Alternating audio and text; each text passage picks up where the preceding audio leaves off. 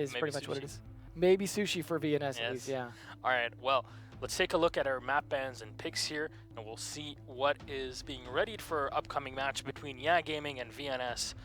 So we'll start off with our bans to see what was removed. That'll be Bank, Skyscraper, and Cafe for VNS. Chalet, Oregon, and Consulate for YeaH Gaming leaves us with Border, Clubhouse, and Coastline. Actually, Clubhouse has been played quite a bit in the region. Then Border, Coastline, and Clubhouse. Now the question is, did YeaH prepare for this? Because last time it started when it was VNS versus Red Devils, started with Border. That was the one map that they won. That was their pick this time as well. So they were obviously going for that. That is their attempt here at this. But YeaH is going to be going for Coastline, which is not a map that they played last time. We don't know what the rest of the maps they played over during Challenge League are, so we don't really know how good VNS Sushi might be at Coastline. But obviously that being YeaH's pick, if YeaH can win Border, that puts VNS in a bad position come Coastline because there's a very good chance of 2-0. Consulate, though, has been a fairly balanced, or not Consulate, but Clubhouse has been a fairly contested map, and I would say more balanced in Latin America than a lot of other regions where we're seeing a lot more back and forth between attack and defense. It's mostly the play style for attackers especially that is very different than what we see in North America or in EU to try and crack church especially. Other sites being quite a bit easier for the attackers in all regions in Bar's general. been definitely interesting for Latin America, especially. The way they'll play it is a bit more aggressive. We'll mention we even saw Cash Room that was in the Vitality game, I believe. I mean, not bad. I mean, we saw Bathroom Tellers from Vitality as well. So there are ways to play this. Unfortunately, we don't have the new Clubhouse yet. I mean, we may or may not see Clubhouse, but if we do, I think so far we've seen a lot of defensive-sided wins to an extent on that. That's been interesting versus other regions. Okay, let's look at this. So, VNS need to win Border in order to keep it in this because they are on the back foot. They lost Clubhouse last time as well, but it was a 6-5. So they do have a good Clubhouse, but not a great Clubhouse. So if, in my mind, I see it, if YeaH is able to take Border, it's going to be almost not impossible for VNS to come back because they're hinging so much on we need map 1 and then we can maybe get that momentum to move into the second one. So Coastline, how well will it be for VNS? I'm not too sure. Yeah, I mean, it's a tricky one because there's not necessarily a dominant set of strategies that everyone's doing outside of Penthouse. And even then, the way that Latin America plays, it's definitely interesting on Clubhouse. The question is, for example, will we see like a lot of blitz play and things like that in terms of the stuff we usually see, like Glaz is a good one for Coastline as well.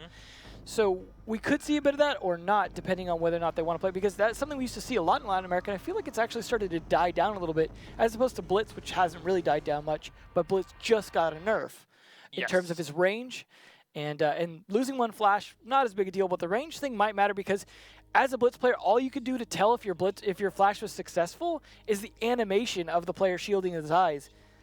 If you can't see that, if you don't get a chance to see that, you don't know for sure if your flash worked, and you're just depending on, at that point, just sheer aggression. So it's I still imagine we'll see quite a bit of it today, but it depends on whether or not they've got good blitz players on these teams. I mean, we saw especially Mav dominating on that previously, something that Julio used to be good at, but it was interesting to see, for example, like former blitz mains getting kind of beat up by the other blitz mains. Mav. Beating up Julio. Oh my god. He's scary. Yeah. The way that he was playing that place just absolutely, I don't know how you can go to sleep after. Yeah, I mean, even with the nerf, though, you got to consider the big buff that Blitz got encouraged a lot of more players to experiment with it, which meant even with the nerf, that there's more players that are better at Blitz now because they were motivated to experiment, to try it out, to get good at it. They learned it before they, they needed to use it. But, well, let's go through the patch notes as interviews are being finished up on our Brazilian side. We'll remind you that the Pro League matches for Latin America are broadcasted in Portuguese, Brazilian, and also in English. So Meligeni and Retalia, our fantastic coworkers, are on there. If only we could have all four of us here right now. I really miss Andrea. I really miss great guys. Retalia as well. Come on, I miss these guys. Maybe. Anyways. See him soon. Anyways. Let's take a quick moment here to talk about the changes that we had in the patch on May 1st, May 2nd if you're on console. The elephant in the room, of course, being the Lion. Yes, that is the most important one. Of course, Lion used to have 3 charges. Now he's got 2. The recharge time was 10 seconds between charges. Now it's doubled that. Yep. So now you have to, you can't chain them together. I mean, saying chain them together implies that you could do them one right after the other, literally. But there was I mean, in this only case, a few seconds between them before. Now there's quite a bit more. The planter, like for example, if you try and do it at the beginning of a plant, like good luck doing it somewhere during the plant, in the sense that there's good 20 seconds. And that plant, I mean, it takes a while for the diffuser to go off. I think you have, was it 45 seconds? But either way, that is still a good chunk of time before you can hit it a second time with 20-second gap like that. So. And remember that you only get 2 of them, so you can't use one early on to clear roamers and then have 2 for a plant and defense. That strategy is pretty much gone out the door. And of course, another change is that now when you stop moving, you're no longer detected. So you can even try to use that as a mind game against your opponents. Yeah, mostly at this point, it's just making sure that accidental spottings a lot of times don't lead to as many kills. Still, the thing to consider, though, is despite these, the nerfs, that one doesn't matter as much as does reducing down the number of charges, because he's still going to have the same effect of making you stand still, and that is the #1 reason why he's still very strong. His ability is still extremely strong. He's just not going to be as easy to use as before. It's going to require a lot more timing based, so you'll see some of the teams that have really adjusted to playing Lion keeping with the same way that they're playing it, just because a lot of them on the top level just been waiting around, not using their E1Ds or first one of their charges early on in the round, keeping it until when they actually need it. It just almost feels like that third one was kind of a free one at that point, just to be able to use somewhere during the early phase of the round. Speaking of timing and efficiency and still being a fairly good operator, vigil changes as well are definitely factoring. And we're seeing already yesterday, in terms of how players have to play now, they have to smartly manage the timing of their vigil use. We're seeing it, especially for vigil peaks, for example. You have to time it right in terms of you can't just sit there and use it during the entire time of the prep phase to deny being spotted by a drone on a peak. You have to kind of time when you go on that peak and when you time the jam, because it's so much shorter now. Yeah, it's 12 seconds instead of the 30 that it was before. However, the trade-off is that instead of taking 12 seconds to recharge, now it takes 6 seconds to recharge. So if you're a vigil that doesn't want to stay in the same room all the time and actually roam, go around the map, be smart about your positioning, it's gonna not change anything for you. On the contrary, you can just recharge that ERC a lot faster. It means paying even more attention to when you hear the drones, and so you know when you might need to trigger it, since you can recharge it faster, but it lasts a lot less time. You just think, okay, I know there's probably droning around here, rather than just spamming it and leaving it on the whole time. But it makes the good vigil players potentially even better, because they can capitalize on the benefits of this new system. So a couple of big changes as well is that the LMGs for YeaH, for Capitao, for Zofia, and even for Fuse have all been buffed, so they do more damage than before. YeaH, for example, went up to 40. Slightly less damage for Fuse, though, oddly, because just trying to bring them all online. Basically, Fuse got a change instead of just a buff. It was like a minor nerf to the gun. So that's what we had in terms of the LMGs. YeaH lost her smokes, which is an extreme. I think we're seeing YeaH picked a little bit less because of that. I mean, it's not going to make it a non-pick, but it is definitely going to make it. The YeaH Glaz combo can still kind of work because Glaz gets the smokes. But now you need to bring something else for the extra smokes. Jackal was someone that we were mentioning yesterday, and even Fuse that were. Dokkaebi we're seeing a little bit more of as well because of that. So you have 2 other operators, Jackal, Dokkaebi, that are ones that are often picked for the smokes. And in this case, now you have even more reason to do so. And I think maybe we could see them picked a little bit more because of that, and I think we already kind of have. And you talked about the Blitz change. Basically, before, his range was 8 meters on the flash. Now it's down to 5. You have to get a bit closer to your opponents if you want to get that flash off and actually blind them before you go for the kill. Yeah, it's and then we also have to consider the Hibana changes as well. In that there was 2 changes. One, that you can't burn the ADSs with Jaeger's ADSs, his trophy system as they call it, with the X-Kairos, because normally that would be 6 individual pellets flying through a window. That would burn everything. And yeah, that's even if you had all 3 ADSs there, they're all burned because they do 2 each, and then that's it. So now that no longer affects it. It's more like Capitao's arrow in that it goes through and is not affected by ADSs. So it's a 2-way street, though. That means now that there's none of those discs are going to get canceled midair, but it also means that that was generally something that was a benefit to the attackers. Yeah, because you don't really need all 3 Kairos, because a lot of regions have been running with double hard destructor between the Thermite and the Hibana. That's been a good adaptation. Yeah. Now it's basically, oh, I just used 2 of my Kairos. I'm just going to go in and burn 2 ADSs with that, so we can push Consulate as a big part. And I feel like we see Thermite picked a little bit less now because of the that you don't have that ability anymore. So you're just going to be like, okay, well, I am going to use all 3 for my destruction, hard breaching, and maybe I won't bring a thermite. I remind you that VNS, even last week, they didn't bring a single hard destructor when they're playing on Clubhouse. It's an interesting strategy. You mentioned Clubhouse. Like, yeah. if you don't bring a single hard destructor on Clubhouse, generally a bad idea. Especially when you're playing against YeaH Gaming, you are. Yeah. What are you doing? Yeah. You're dealing with a lot of problems because the hatches alone are such a big deal. Yes. Let alone the potential to come in through walls like Church Wall and the Dirt Tunnel.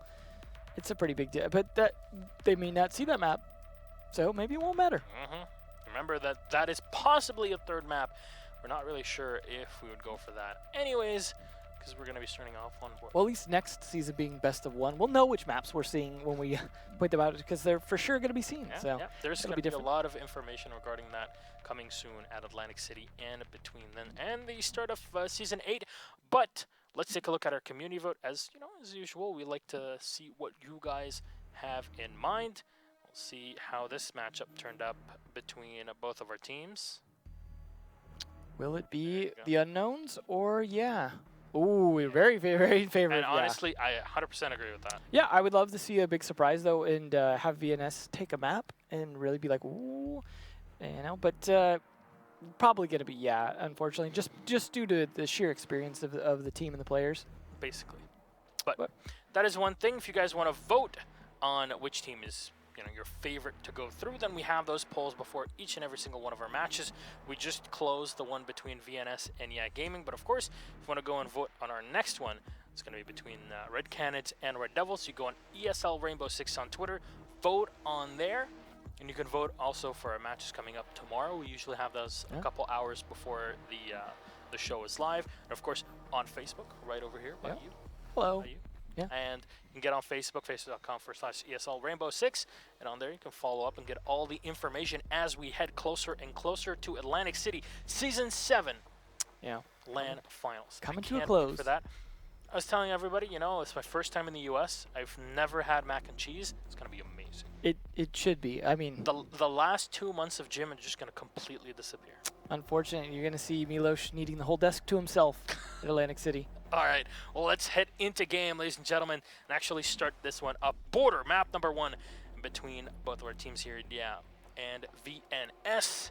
Sponsor Sushi Row. Every time I hear that, I'm like, I like me some sushi. I know. Sashimi is so good. Well, at least VNS bringing a hard destructor this time. You didn't see it, but there we go. There's the thermite coming out from YeaH, which I think could be pretty effective here. We are seeing now what we were talking about before. Ying doesn't have the smokes anymore, so you're going to see those instead from Togepi. So they are doing pretty much what we were talking about. They are bringing a Thatcher to help with potentially that wall. I imagine that is more indicative of attacking the armory side than the offices, but it can work for both. Yeah. However, they did not bring a bandit, it looked like. Let's see, let me go back to that there. So that may not be a problem anyways. No bandit or mute. So they're not even going to need the Thatcher for that, but the Thatcher will be good for not only stopping the pulse temporarily, but also clearing out a lot of those goo mines, which are going to be a big problem. And the ADSs, which will definitely benefit both the smoke throws and the Candela throws. So I do think if they can play it right, the Thatcher will actually be critical in making this attack work, because once you get the wall open, clearing out as much as possible utility so you can start hucking things into the room before you run in, it's pretty important.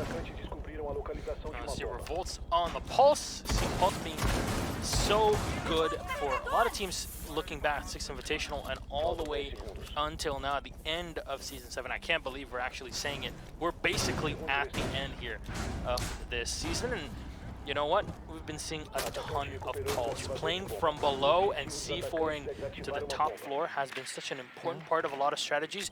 A lot of them have been geared towards Latin America. Interestingly, this Pulse is very, very keen on breaking out the bottoms of doors. We saw him break out at least 2 bottoms of doors. Could be for sound, could just be for peak angles when you go prone. Lots of ways to use that. But I like that he's really thinking through the strats there in terms of using those to his advantage or to help his team out. We are going to see them already taking CCTV through break side, clearing it out, trying to spam the DMR through metal. But unfortunately, no one there. You see that army of drones just swarming in front of him, making sure that he's not going to get shot. That's good teamwork there. So that means at least 2 people holding back on drones, probably at least the Lion and the Thermite or Thatcher to cover that. They are going to start getting ready to pressure the wall once they've taken control of CCTV in that red hallway, which they're doing right now. So for a very standard defense from YeaH Gaming. So they're just sitting inside. They have the desk as well to play around with inside of the armory. They have a mirror window crouch level. And there, Revolts is going to spot the 2 players up in the CCTV room, which is great for him because now he can go for the C4 and... No dice, I guess.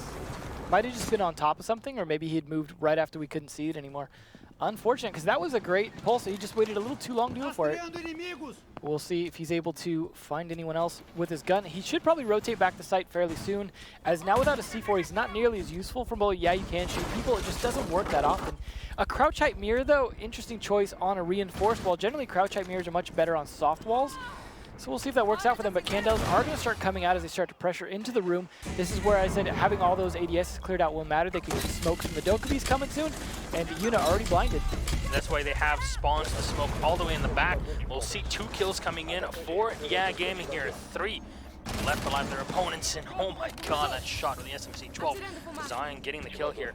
He's got no ammo left basically in the Mark 14, his EBR. Now GCR sitting in the desk. Just trying to look through and get a frag. The instant he tries to walk in. 32 seconds on the clock here, and only YeaH has been taken away from the defenders. So Lion will use up his E1D here. Spawns will have to defend for just a second. He'll get 1 kill, as now the Mira has all the info, rushes out, gets the kill. Spawns lands the second one, cleaning up the 2 in the back. YeaH Gaming only losing 1 player in this round, and they definitely are in control. Definitely. It was I mean, it was a good attack strat for the most part. Overall, they took control of CCTV fast. They opened up some angles, made sure to take control of the red hallway as well, and get that wall open fairly quickly. So as far as the first minute of the round, very much in favor of VNS. They played it right, they played it smart, they didn't lose anyone. But then once the attack came down, you saw a lot of uncoordination, a lot of great plays by YeaH Gaming. They had the right C4 plays that wasn't baited out, for example. So they're not doing the things they need to do to turn that attack into a win in terms of getting into the room securely. They split quite heavily. When I mentioned that, I mentioned VNS. They were split between a push in the archives and a push into the armory. Which is not a bad thing in of itself, but you need to be able to bait out the utility and get defenders into compromised positions so you can... It's not coordinated. Exactly, yeah. But Zion at least got 1, so that's something. As 12 does it really count? I don't know. Well, Bandit's going to be picked up here. The Vigil on the side of VNS as well. They're going to have a Brow as well playing on the Mira. Just set up very standard here. It'll be interesting always on this sort of defense, seeing if they set up through the mount in the fountain, or if they're playing from CCTV. But as you show it, FK1 has the Twitch. It's definitely a great counter from what we've seen when they're facing against the Mira. Interesting difference though, they didn't bring a Thermite, they went with the Habana instead, and now they've got 2 sets of grenades by YeaH bringing that sledge, and then Revolts on the Buck, so they're going to be doing a lot of destruction if they can clear out those ADSs, which they don't have the Thatcher for, but the Twitch drone even could go in and take those ADSs out. That's a lot of grenade power to come into those rooms. You can throw your hammer in and that'll clear the ADS, right? Yeah, just don't throw your body in. Not the way to play. If there's going to be a Thor operator someday, right? Well, we already have him. It's called YeaH. Well, they said they will buff older operators, so. There you go. I remember that Reddit post. That was really fun. But GCR is now in CCTV. Ooh, nearly shooting his teammate in the face there. Hey, get out of my way. Yeah, it's like, this is great design as well on Twitch's face. So just to show you how good it is. I love that skin, by the way. That is one of my favorite skins in the game. Well, they are starting to get set up here. They have not opened anything yet, but they are trying to get control of the map. However, they have a roamer downstairs with Vigil, and that's what they've got to worry about. Now, he doesn't necessarily have a C4 or anything like a pulse to go from below, but... That is a sweet angle to be played inside of the armory desk. Brow will spot both drones coming in, and... You can see he went with a crouch as well, a crouch height mirror. I mean, obviously it worked for them last round. Just, it's kind of a funky way to play it, because, I mean, even the peaks crouch height-wise are a little weirder. I just hope he has crouch on hold, on toggle, not on hold, because... well, we'll see him testing it later, probably. Like if he's anything like NA. Well, FK1's drone, just trying to mosey it on in. He's rotating all the way to the back. EV spawns, trying to engage, but unfortunately for him, he can't really get a shot. VNX still playing from below with the Vigil. He'll get spotted here as he tries to pull it down. That was a mistake right there for sure. He had the ability to stay invisible. However, at least he's going to buy us maybe some time in terms of delaying them, especially with now that Velvet takes down the FK1 Twitch drone, which is could be a little bit of a problem to harass him and open up these mirrors. Okay, so they're going to set up last X-Kairos inside, trying to take down that mirror window. Unfortunately for them, there's already a bandit battery inside. So far, a great defense for VNS. Losing FK1 means a lot of lost firepower for YeaH Game. Now the only 4 players alive. VNX will try to engage the puck. He'll take some damage for it, but he'll fall back. He's trying to delay and buy his team as much time as possible. Velvet somehow still alive with barely any HP. As he lands his last gas grenade, Zion gets one, but Revolts will be able to finish off VNX. 14 seconds on the clock here. They need to start the push. YeaH will come in. He'll try to get one. 3 kills now go into the way of YeaH Gaming. 5 seconds on the clock. And YeaH will try to save this here, but there's 2 left. And they're holding the angles, and Revolts is ready for him as YeaH Gaming picks up the second round off of pure fragging. I mean, that's how they won the last round as well. It took them so much time to get into positions that they spent forever clearing the map and then still had to deal with that vigil at the very end. Good grenade by Revolts, though. Clearing out that vigil was exactly what they needed to do to start to move into positions, and you saw him being able to play that position at the end. That lion jumping through the window was really nicely played in terms of timing. Did not get shot in the back like he thought he would, but did manage to get a kill before he got downed himself. So, like you said, the fragging power coming out there definitely in their favor, making this a 2. And that is a round that I would have thought might have gone over to VNS just because they were playing it pretty well for the most part. But everything in the defense lined up, all the stars lined up. Twitch was killed. Yeah.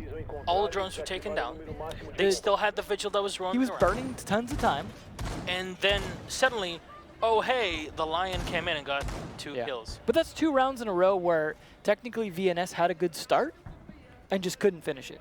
Yeah. And that seems to be the big problem, is their lack of fragging power is definitely hurting them here, which is unfortunate. I mean, Zion at least been able to get 1 kill both rounds, but that's mostly it, other than Velvet's 1 kill onto the FK1 last time. It's been a bit of a struggle, but we're going to see a different bomb site here because YeaH won top floor. They've got to go down now. So this could be VNS's chance to finally actually like close out a round successfully. They've got the same lineup they went with last time, which I think is a good lineup overall, except for the fact that they're not bringing a Thatcher. They're going to go with the Ash instead. But, I mean, it might work out just fine in terms of being able to get this. They can fight from above pretty well. They can burn some of those ADSs with the flashbangs even to be able to get the smokes and Candelas in. Well, we'll see.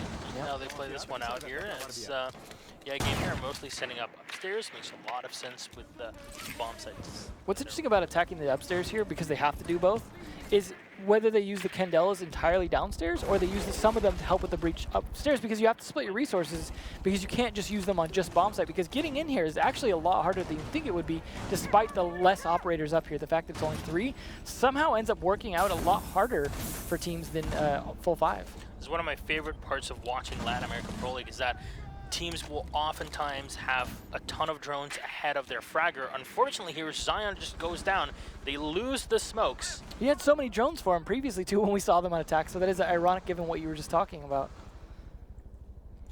Unfortunate here. VNS on the back foot already in the round, so we go past the 2-minute mark. Interesting to see 2 ADSs stacked upstairs like that. Rather than save those for the bomb site, he really wants to make sure that he can hold off this area as much as possible. And like I was saying about using those Candelas early, trying to stop those, trying to stop flashbangs and smokes is good, but the smokes are off the board at least for now since Zion is dead. Oh boy, here we go. This is the thing though. I'm not sure why they were not even checking through there, because the bathroom is such an important part of this defense in the back of the workshop, and free kill basically on the thermite. They have no more of these hard breachers. No, they have to soft breach through wall, which, you know what, Castle is just going to open for him anyways. So now they have to take care of Castle, who has relocated into the middle of the workshop. That's Revolts.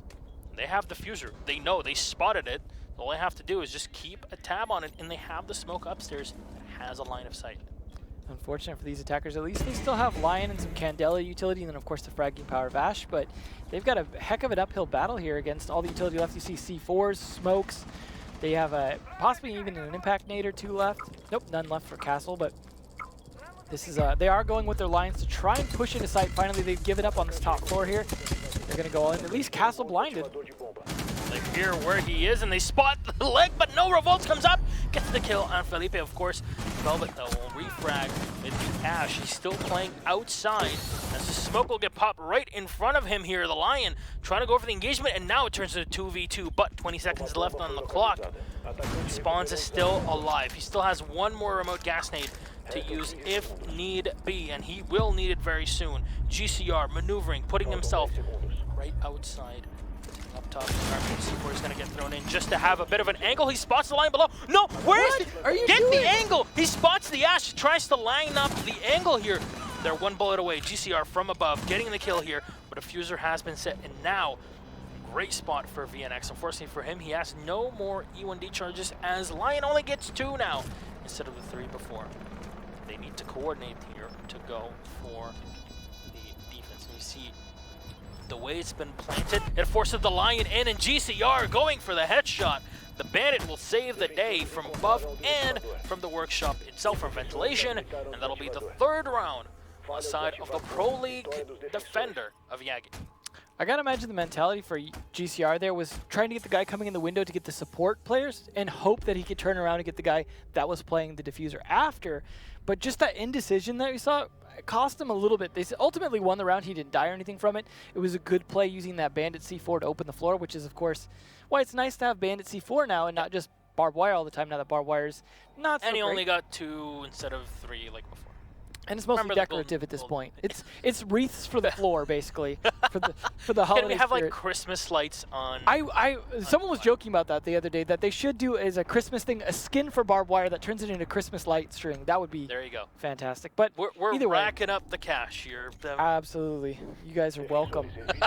3-0 though, YeaH Gaming, despite again and again matches that should be going, or rounds that should be going in favor of VNS, going instead to YeaH Gaming, because when the chips are down every single time, they're winning those fights. They're, even when the angle was like totally in favor of VNS, and then the hesitation from GCR, they still win it after that. Even because in they a win round fight. where it's like an armored defense with 4 players left alive, including Amira.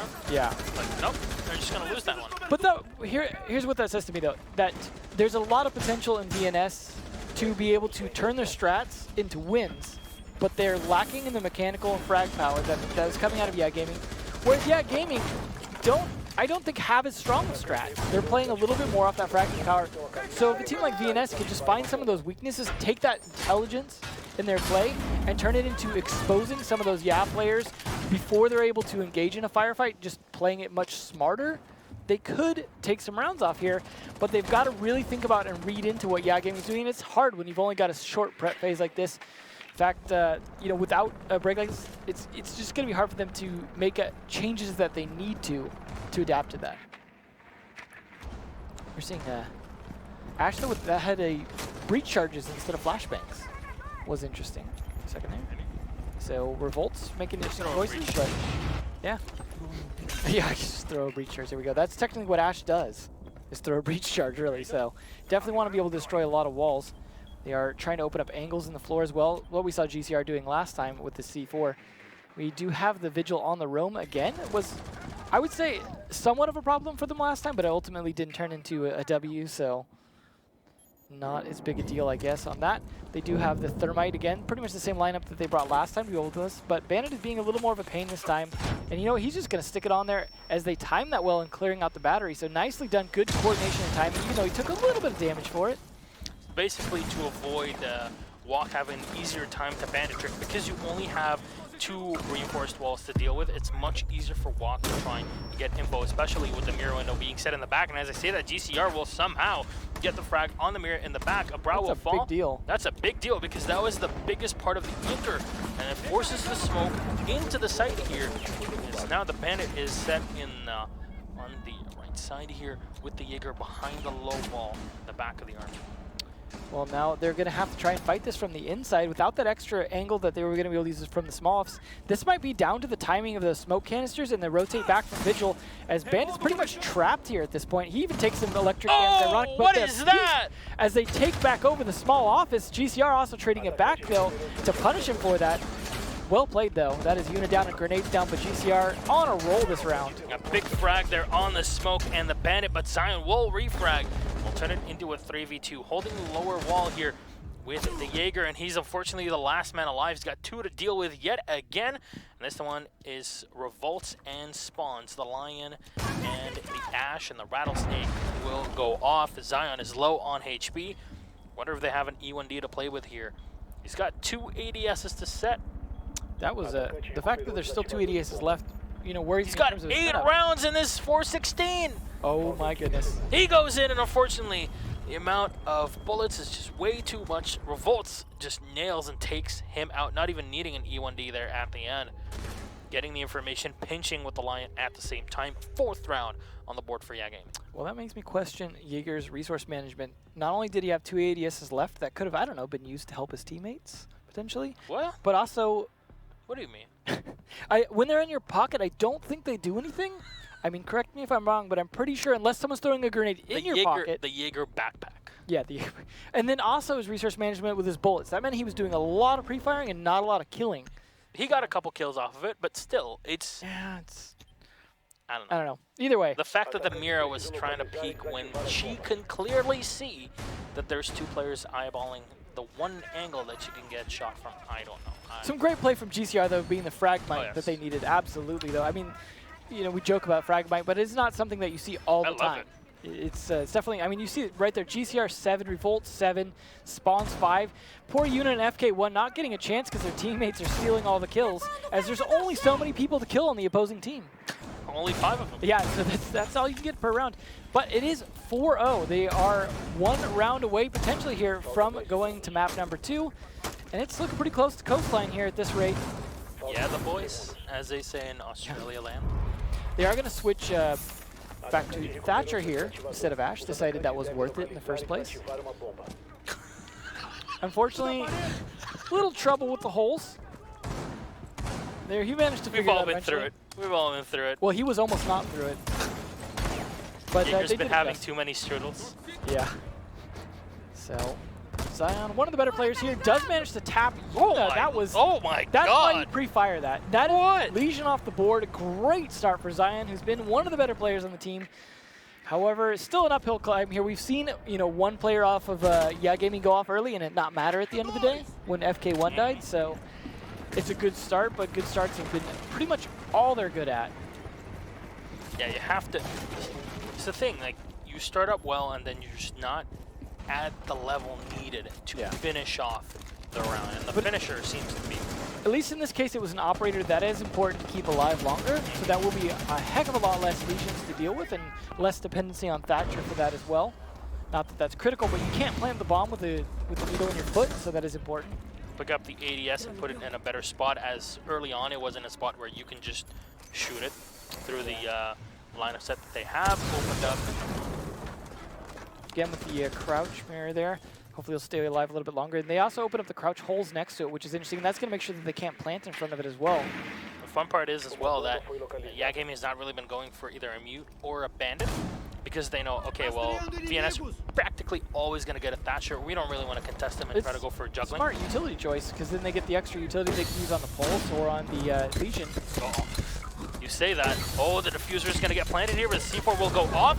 Unable to get a single kill off of this, but Spawns will get one. The second C4 from Revolts will be more than enough, and that will deny diffuser plant for just a second. The call will come out as VNX is rotated all the way around into the main hallway here. Revolver from below trying to contest Zion, spraying through, taking a bit of damage, inhaling some of the smoke. Diffuser's been picked up on the outside, and GCR is ready. He spots the Dokkaebi, and he wants Zion to come in. Basically, Zion the only player here able to put his team on the back.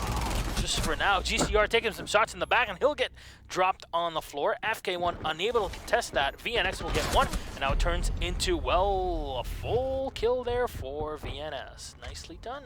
A lot of credit to Zion that round. Yep. Because not only did he get that initial kill, he pushed up, he used the fact that he called on the logic bomb to be able to pressure Mira. And get the sound cue. Yeah, the down, well, it's not just the sound cue, it's that then the Mira can't peek while disabling the ringtone. So it's just, it was good timing. That's how you use that sometimes, is to be able to take people off their positions, much like Lion.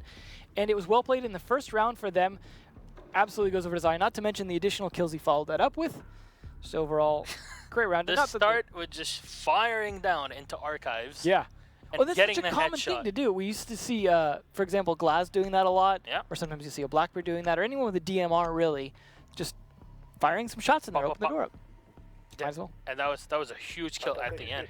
Losing the Legion so early on, before he could get any utility out, very much did not aid in slowing down VNS. Yeah, it was very easy for them to go. It takes away your ability to sprint, which disables you when you're trying to run into site like that, like they were able to do. So, I mean, not that maybe they probably would have lost most of the Legion mines that were in that area anyways due to the explosions and other things. But either still, way, yeah. you could still protect your backside without needing to worry about the Lion that's possibly rushing in behind you. You don't have to always have a player in the back of Archives to give you information on it, especially when you're in a 2v2 situation. The information itself is, yeah, a big deal. I mean, assuming you can pay attention to it, even if the Legion's dead, if he's got enough mines up when he's dead, he can still help his team out with that. But either way, that was a good round for them, a good start. They had a very fast execute again. They had the wall open, they had everything set up within the first 2 minutes, and I think that was, again, them with a really good start. It's just that time Zion was able to follow it up. Yeah, definitely was able to close it out here. You'll see the reinforced walls of the defense is downstairs in the workshop. Not open the second hatch, and Archives are going to be mostly setting up around the armory. As you saw, first time, no crouch mirror window. That'll be a normal standard head level. They could drop through the hatch to defend. Nothing really out of the ordinary for YeaH Gaming in this setup. Nope, they are definitely trying to get some pressure on here though early. Zion actually peeking an interesting angle, trying to hold off that front door. He probably could be waiting for, or is probably waiting for some goo mines as well to be able to recharge and give him the ability to mine that door, so he can stop them from pushing in. But either way, VNS on the Ella as well. We haven't really seen much play with the Scorpion Evo. Good switch up. It can definitely help because that's Ella's strongest suit. You want to engage her 1v1 up close, fine. She can demolish you. But that's Zion now out of play. He can't really save this round as down on the floor he goes with the Legion. Seems appropriate since that's who we killed last time. But GCR is just on a massacre roll here. Oh my God. Just tapping that head through the walls. Nicely done by him. Pushing on in. That is 2 defenders down already. Lion out now. They are starting to get pressured pretty heavily. The top floor control going out here to the attackers. Attackers can start going downstairs, but at least one traded off.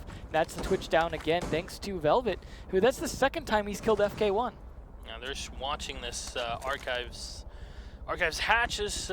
Velvet just trying to get maybe a close-up angle, somebody trying to drop or getting a better position to shoot down into defenders. Revolts will get one with the C8 on the buck. Now he eliminates the Jaeger, leaving only Velvet and YeaH alive. They have a C4, and they have 3 remote gas canisters to play with. 52 seconds on the clock. They'll force the first canister out. Do a bit of damage there to Yuna, but not enough. What YeaH Gaming are looking for here is to force VNS to play all of their cards before they even engage the site. They have so much time to burn here, and then unfortunately not the manpower as they keep dropping people though. Spawn's dying next. But that was the Lion, now 1 EED off the board, or E1D, but then Velvet with a second kill. They are playing the site tough here. Oh, looks to wait the wrong time though. Unfortunate, but fortunate for Yuna. Now it's all down to Velvet. All on Velvet. He's already done quite a bit of damage in this round. He still has 2 gas canisters to play with. YeaH Gaming have still not closed up this first map. On the 6th round in total, 4-1. They need this here as the diffuser's going to get planted. Velvet has gone all the way up top into the Archives, and now he will have to drop. Unfortunately for him, Yuna is ready. He'll try to find an angle as Yuna falls back, and as he drops in, GCR is ready to nail the 3rd kill as Good Half comes out. Well done. YeaH Gaming take map number 1, Border, Frontera, as they say. 5-1 for them. And the Pro League defenders are definitely doing work. Well, nicely played. I feel like there's just so many great attempts from VNS, and they have I hate to use the word potential because that means they're just not there yet, but I mean, they're not there yet, and we're seeing though Velvet and Zion though carrying their team for even as much as they tried to do. Yeah, it's impressive from YeaH Gaming. They are definitely a team that has performed very well in BR6. They've had a lot of their good parts going through into qualifiers, through 6 Invitational, through the season early on. Sure, they're in relegations, but they are a very efficient team, and we saw that. There were some rounds that are extremely impressive. Yeah. If it weren't for Zion's individual plays that really saved it, as well as Velvet, it would have been game over, basically. Yeah.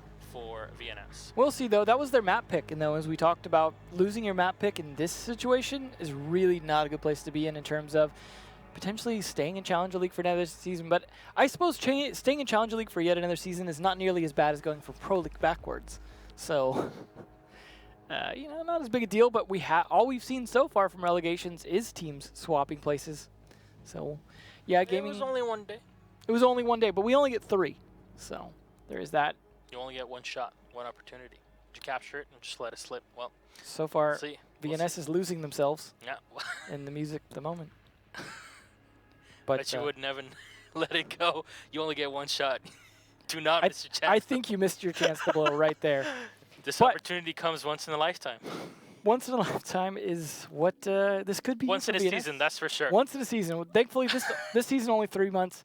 Next season 6. But we are going to go into Coastline here. Let's head into Coastline. Let's see what the sunshine brings in Coastline here between our two. A reminder that 5-1 was the first was the end score of map number 1 on Border. That was in the way of YeaH Gaming, and now we go into Coastline, where YeaH Gaming is starting on the attack with a Finca. Yeah, and they're defending Relax. So, not sure what that is in Portuguese. Take it easy. So this is going to be in Hookah. That makes sense. Yeah, relax. I mean, Brazil has, fun facts with Milosh, Brazil does have a very substantial Lebanese, emigratory, how do you say, contingency. Very exciting. So there you go. Hookah is a very important part of the defense. Absolutely. Way to back that up. So, Hookah, though, is an odd choice. Hookah is actually a very unpopular bomb site, maybe not the least. And I think it kind of sometimes trades places with that, depending on the region between that and Sunrise Blue. But either way, it's definitely not the dominant bomb sites that we see from the top floor penthouse as well as kitchen right below it. But, you know, it is a great ranked bomb site. No peek outs just yet. That Finca boost should be interesting to see, though, whether or not we see some serious aggression combined with that. But the smoke of Velvet could be a big problem. Yep, that's definitely it. We'll remind you that usually takes 6 ticks of damage from Smoke's gas canister to kill an operator, basically. Well, with Finca, it's halved when you have your ability up. So the entire team might just be damaged. And this is what I like about Finca, is that you'll bring the 6B because it pretty much is a laser beam. Yeah. Oh, yeah. When you're boosted by your own boost, this thing's nuts. Not to mention, you know, some of the other operators, like, for example, Habana's SMG, as well as Dokubi's, are pretty brutal with the lower recoil. Oh, boy. There we go. The switch coming in as well. The FAMAS, I can imagine, too, is just even more destructive with less recoil. Now, have you ever wanted an even better FAMAS? Play with a Finca. Then you're mean. But they are getting control of Penthouse, at least, which is on the other side, so that they can take control as much of the top floor as possible, and then also control the stairs potentially to avoid rotates up. But they are going to have to worry about below Hookah as well. That is important to be able to fight below it, because obviously the C4 could come out from Walk to be able to stop a plant above it in Hookah. But this is not really a usual way of attacking into Hookah. Usually you'll take control of the aquarium and then move in by taking control of the Hookah balcony as well. From here, it's a completely different way of pushing from YeaH Gaming, but they'll lose the Lion.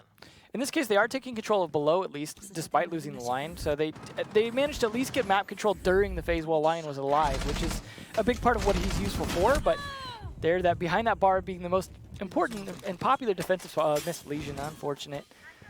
But it's predictable as well being behind that bar, and they definitely took advantage of that, as well as the boost that they had. Honestly, losing the Valkyrie for the Lion is I would go with that any day of the week if I'm VNS. Yeah. Especially if the cameras were all thrown out anyways. I mean, the lack of C4 definitely is a bummer because he was playing below the site, could have used that to help, but either way, Velvet here playing aggressively. Gonna get spotted though, and they're gonna aggressively push on him at some point. Looks like the attackers being spread out all over like this is really gonna be on VNS to smartly defend all the angles. See, YeaH just moving in here, doesn't even need the adrenaline boost, but against the Brow, he can't make it happen. 30 HP left here on the Resident Vera with 3 players in. FK1 spraying through the wall, getting 1 kill. Can he go for the second one? No, VNX is ready. Zion gets 1 more, but no, he gets down by Revolts. who has to play against VNX. He still has the skeleton key in hand, as now he gets some info on VNX, forcing him away. He'll go in for the 1v1, and VNX with barely any health will get the round. Clutch it there at the end. The grenade just doing a bit of damage in the back, and he's ready for him. Unfortunately, the master key not hitting to the face. Smartly played in terms of using that grenade to his advantage, because when he threw the grenade like that, he was kind of forcing them into a position, but he took advantage of that and played more aggressively, stood up to exactly where Buck was going to come from, because he knew how that play was going to come around. Once he threw the grenade on that side, he's going to come around from the other side, from that doorway, and played right into it. But that was a very close round. Interestingly, that they're actually starting off stronger on the map picked by YeaH. But this was YeaH's map pick, which means they didn't get to pick whether to start attack or defense first, so they didn't get to start on their preferable strategy first. So there's a good chance we'll see this round go over to YeaH instead, because they obviously, when you pick a map that you have good defensive strats for, that you know how you're going to play it from the opening round, that you're going to be on defense. But they are going to be going, looks like Blue Sunrise. Yep. So, again, the unpopular bomb sites. I wasn't really sold on the Finka from previous round. It helped a little bit, but I wasn't, probably could have used it on a better operator. Yeah. You could have even had, like, just a Blackbeard on the outside of the aquarium window and just looking down. A Glaz, too. Yeah. Certainly useful in this meta still. Speaking of which, a Brown's going to be bringing that Glaz. So, Glaz Blackbeard is a very mean thing to do to people, along with an extra DMR from Zion as well, which we've seen him actually use, effectively. Not to mention the SMG gun, and unfortunately you missed the throw there. So, I mean, this is... Folks got everything. VNS have a ton of utility to play. It's a good lineup from both teams. The question is how they execute on that, and that's a nice camera there. You're in the aquarium, looking into the... Well, he wants to be able to make sure they don't take hookah, because that's what you're going to do to attack Sunrise. So this is the thing, because they have both castle walls on the side, it means that they can reinforce themselves outside. Unfortunately, if you lose that mirror window, which is probably what's going to happen here, I don't really know how you're going to be able to defend the site after this, because no, they just want to hold on to it as long as possible, because once the attackers get control of hookah, they can no! FK1. He peeks in from the window. 2 for 1. Oh boy. That's why you don't stack up. Nicely done, though, and that is going to put a huge kink in this attack. Now that a lot of their attacking power that was going towards hookah is going to have to be redirected towards trying to fight Sunrise more directly. Walk and trust up there, at least an attempted frag, just no damage at all. Unfortunate. Now they're going to drone. How did this go so well for YeaH Gaming? They had this whole defense where it basically baits their opponents into attacking from that aquarium balcony, and then just had the Jaeger peeking from a window, which is a very standard peek against anybody in the balcony, and just gets the 2K, the Dokkaebi, and the Blackbeard, two extremely important operators to this attack. Yeah, you really need to have a better attack in terms of trying to make sure that you don't get pressured on the door, because you're being funneled in through one entrance. You maybe need to have someone from the aquarium hallway come around for a flank to make sure that there's no one near that door, or even someone behind the bar. You need to be able to drone that as well. Just contest from the main lobby. Yeah, it's unfortunate, but hey, this is, the early start of Coastline here. VNS at least already 1 point up, so even if they lose this round, it's only tied at that point. But they did lose last map pretty badly, so they need to pick this up. They still have a minute left to play with, but against 5 here, who are pretty much have most of the map control at this point, it's going to be difficult to pull off, but at least a Glaz still pretty useful, and they have some utility. As I say that, of course, goodbye, Glaz. Thanks to FK1 for his 3rd kill of the round. So far, single-handedly dismantling all of this attack. Too slow on the push to go in. Walk finally able to spray in, and we'll get the kill on the Valkyrie. GCR going down here, but this is really not the end of the world. All that's left is Walk on the Thermite and the Thatcher as well for VNX. Nice one, the Thermite player. This is a Thermite player. Yeah, this is still not looking good. I mean, it was nice to get 1 extra kill there, but unfortunate that they're down this far. They didn't kill FK1, and he's been the slayer this round, so. Flashes will get thrown in here by Walk. He's got no more to play with, and unfortunately, he's now dead on the floor. Response, well, will follow. VNX last alive, and he'll get dropped by FK1 with a 4K at the end of the round for YeaH Gaming. Very nicely done by Walk. Just playing that roam Jaeger to perfection in terms of knowing when to peek and landing his shots. That's the thing, too, of course, you got to land those shots, otherwise the roam doesn't matter, but you know how Jaeger mains are. Finka again. So, I guess they decided that was useful enough in that attack. I really want to see. The difference is, though, they're not going to be fighting against Hookah this time. Yeah, and interestingly enough, they call it Nargile in or the Portuguese translation. Apparently, they also call home theater. Yes. So that's great. Very useful. It's not relax, but that does make sense for home theater as well, if you think about it. Either way, though, this is the more common bomb site. That's what this is. No, this is Casa de Duolingo Campo, stream. right? Casa de Campo. Yeah, Casa de Campo. That is the one that I know is. Unfortunately, it's not Clubhouse. Casa de Campo remix Yeah. yet. But we will see a dock actually for the first time here coming out from VNS as they go to defend Penthouse. Because they won Hookah, they are now going to be in a different bomb site. YeaH know that. The question is, do the YeaH know which bomb site they're going to pick? This is the more common one, but as we've seen, both teams wanting to start off on the uncommon bomb sites means, well, with 4 bomb sites on this map that are all somewhat viable, you know, predictions difficult there. However, YeaH Gaming, their lineup is pretty much aggression, which is what they seem to do pretty well in terms of winning their gunfights. So I would imagine it could potentially work on any of the bomb sites at this point, especially when you have like the extra utility of a Buck, a Habana, and a Twitch. Means you have the ability to open up mirror windows, you have the ability to play from above or below, you have the ability to open up hard walls. It's all the utility they need for most kinds of attacks. It's just a question of how you play them on that particular strategy. I want to see how they play with the dock here, because the Long ACOG is quite possible. I want to see if they can use him to contest into you know, anybody walking in from Hall of Fame, which Yeah. can seem to have been a very important part of attacks when you have a YeaH. Not the case here, so we see a completely different way of pushing through with the YeaH. They're at least going to open up the hatch above the bathroom. Imagine probably not going to drop down that anytime soon yet, but once they take control of Hall of Fame, that becomes a little more viable in terms of being able to pressure from multiple angles. But we have another roaming Jaeger here, and this time it's Zion, who has been a fairly effective fragger, so there is a chance we could see him pulling off some FK1 level plays, as he's the one who's also killed FK1, I think, at least once. No, I'm thinking of Velvet. But Retro gonna at least check, or Revolt. Why did I call him Retro? It's my Parkinson's, or see, that's even worse. I was gonna say Alzheimer's, I said Parkinson's instead. Unfortunately, senility kicking in early. Oh, aging on stream. Benjamin Button over here. But there's Spawns killing Abrow. That is an important player off the board already. YeaH will boost himself on the dock here, so unfortunately he cannot boost his entire teammate with it.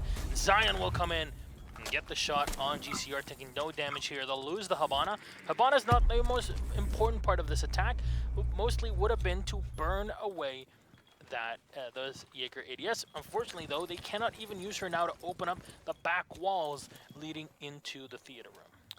Well, that is at least one important operator off both teams, but I think attackers still potentially the advantage here. A minute left. They are starting to get in positions at least, but they haven't really breached this too effectively yet, as they're mostly holding angles, and holding angles on attack is not the best way to be pushing into a bomb site. So defenders at a slight advantage here, but Zion needs to win this fight to take that line down. And it's not going to happen. Spawns, nicely done. He's boosted. It's a boost fight here. YeaH needs to start boosting again, too. I'll correct myself in the past to remind you that you cannot burn ADSs with X-Kairos anymore, so just keep that in mind. They basically lost the Habana there where they could not open lines of sight to look into home theater, and that's a crouch mirror window that you were talking about before. It helps a lot with just vaulting in and getting aggressive if need be. Well, they are getting aggressive here in terms of at least the attackers. Now, they've got to worry about this Legion because he's still got 2 goo mines, and I imagine quite a few later around. When they start to rush in here at 12 seconds left, they could easily hit a few of those on the way in. This is too close to call here. Velvet will peek in, go down 1. That's the kill, all that they needed. Now they look through, they spot the line moving in. 1 second left on the clock, and do they have any time? Go in for the plant. Well, no, not enough. Velvet's ready. Nails the shot on the last one, and that was just, hey guys, we're playing bomb. I know it says TDM bomb, but maybe you should play the bomb part. Honestly, though, it was, I think, somewhat a case of losing the Habana disabled a lot of their attack strategy. They couldn't use it to hit the Mira. They couldn't use it to come around from behind on the other wall of Penthouse as well. So just the lack of ability to create new sight lines that they needed to get those defenders out of position was completely lost. And so it's like, it's one operator, but it's one operator that made a huge difference on that attack. Maybe they could have had a, I don't know, Buck attack from below or something to be able to force them out of position. There's some different ways they could have done it, but it just didn't seem like they were willing to adapt at that point in terms of how do we hit this bomb site. We're just going to hope defenders, you know, peak too often. You saw, for example, Lion able to get 1 that way, but they were spending, like I said, forever holding angles. And as an attacker, time management is key. Holding angles is the worst way to play. Although, you know, it works for Vitality, I guess, in terms of holding angles on attack. So there are some teams that can pull it off, but they have practiced it long. Oh yes, when they spend so much time practicing and playing in high-level competitive play for literally a couple years. Yeah, it shows. Well, we'll see.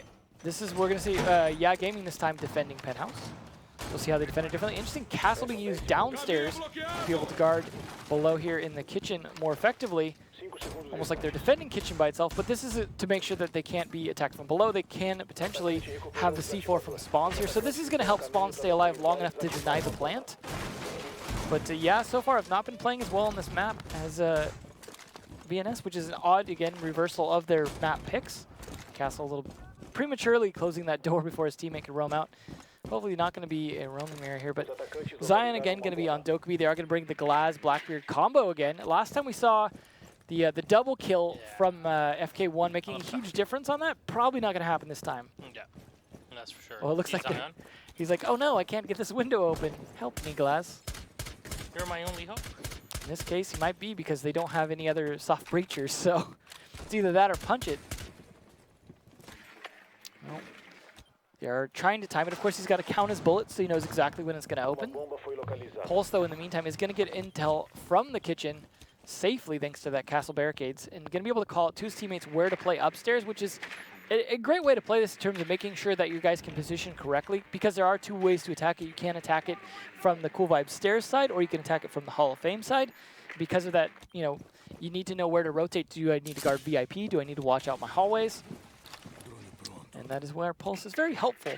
And they're also going to have to spend a lot of resources and time trying to get him out of there, which is, again, another way he's helping. Also with Castle being his little buddy down there just to keep him chat company in case he gets bored. So far, he might just be. There's not much happening in the kitchen and the stock. You see that they have pre-tapped that castle barricade just in case. Yeah, that means they don't necessarily know how many times he hit it, so when they go to hit it themselves, they might be in a bit of trouble. They are also opening some more as well, trying to get ready to get out of here. He could use an impact nade for that, but instead he wants to prep it for when he needs to get out at the right moment. Save that impact nade for fun. Oh, a nice angle there from Blackbeard. Doesn't do enough damage, though. Might want to go with the DMR next time. There's a reason why that's more popular, because that would have been a couple tap fires and probably would have killed him. Yep, the rate of fire is very high, even on the SR-25. Someone took the damage. Getting into it, and she'll go for the call, and Zion again! How does he keep doing this? He'll get the kill against the Mutant. FK1 going down. He'll call a second time right after here. From his foot. Abrao getting one for his own as well as Spawns. Has to deal with a possible push here from the Dokkaebi. And here moving in, well, now he can. He goes down as well as Abrao getting one more kill with the Glaz Revolts. Last man alive as the diffuser is set. VNS definitely know how to crack this one here on Coastline. With all 5 alive, they'll converge on Revolts and they wait for him to make the mistake.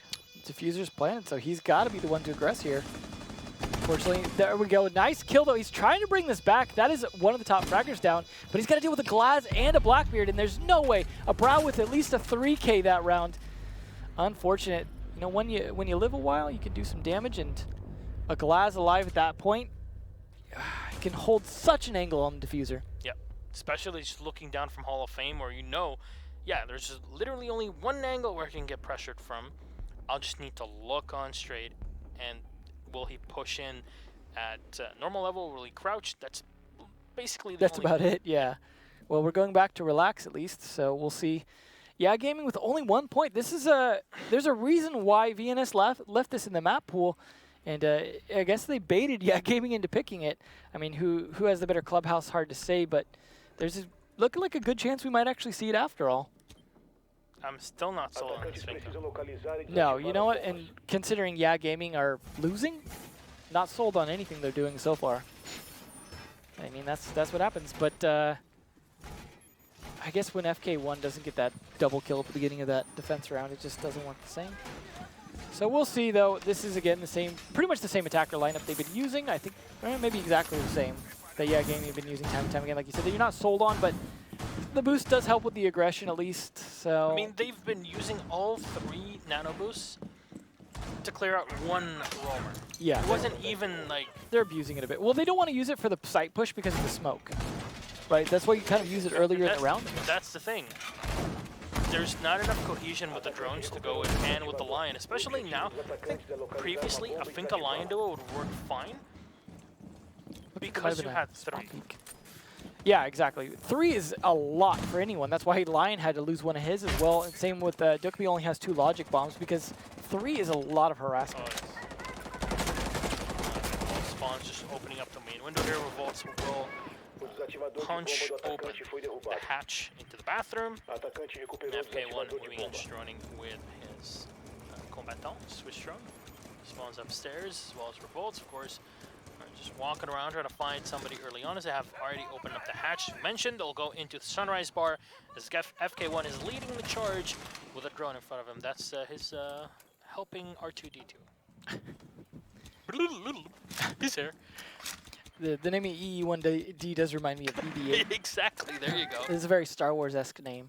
But they've got 2 independent there. Remember we were talking about needing to worry about the bar, for example. The other side of it, you saw the Legion hanging out there. They had the Zion on the Jaeger with the deployable shield. They're holding good angles. They have the ability to use that deployable shield to peek as well, to be able to fight the hallway as well as to be able to fight the door. So it's a good defensive setup. And so far, YeaH Gaming are just kind of dancing around the map, looking for an opportunity. And this is what we saw them losing on time for before, is they're just hoping for opportunities where they'll make a mistake. And this defense is just not making those mistakes. And YeaH Gaming are just burning time.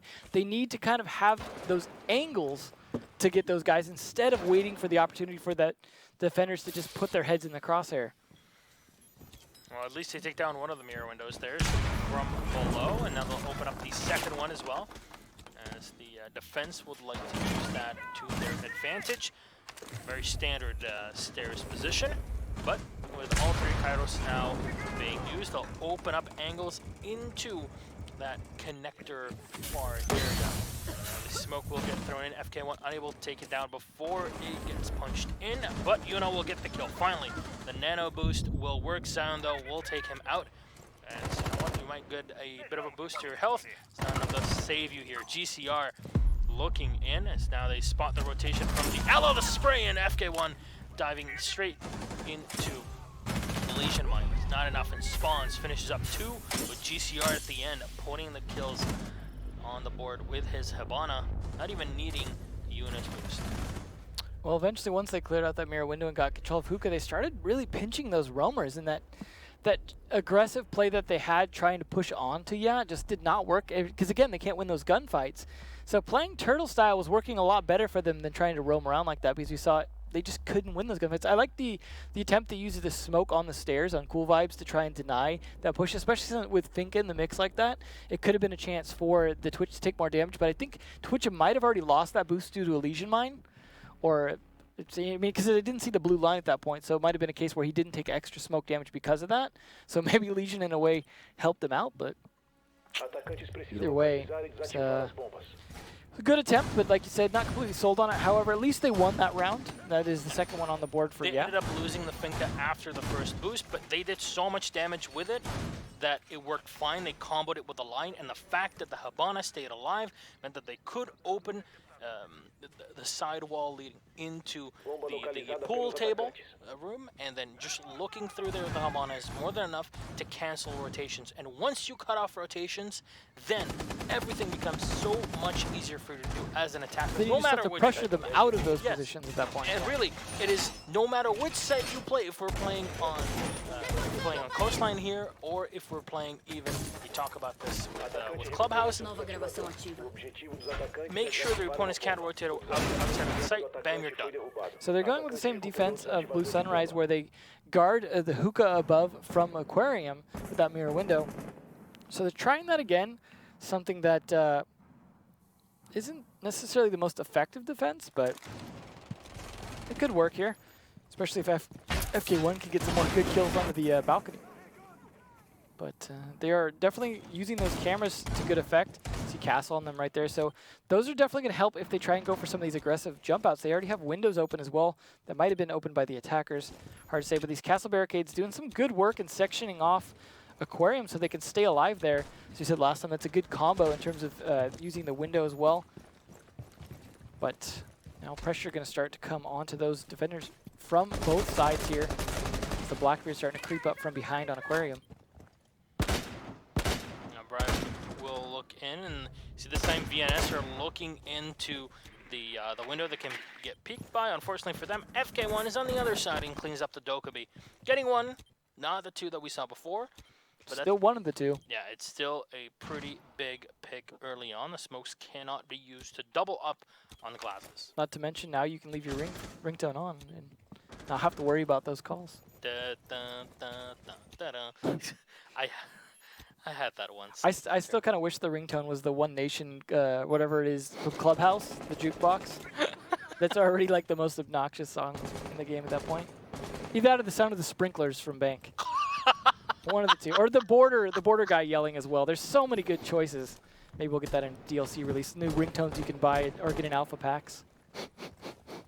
But a lot of angles they have to watch here due to the openings from the defenders. They're actually doing a good job delaying these guys in terms of their push because they're having to watch so many different spots, and they're not really getting a lot of control of the actual map from the inside. You see them still at doorways, just barely pushing in here, but it is sight at least that they're up against.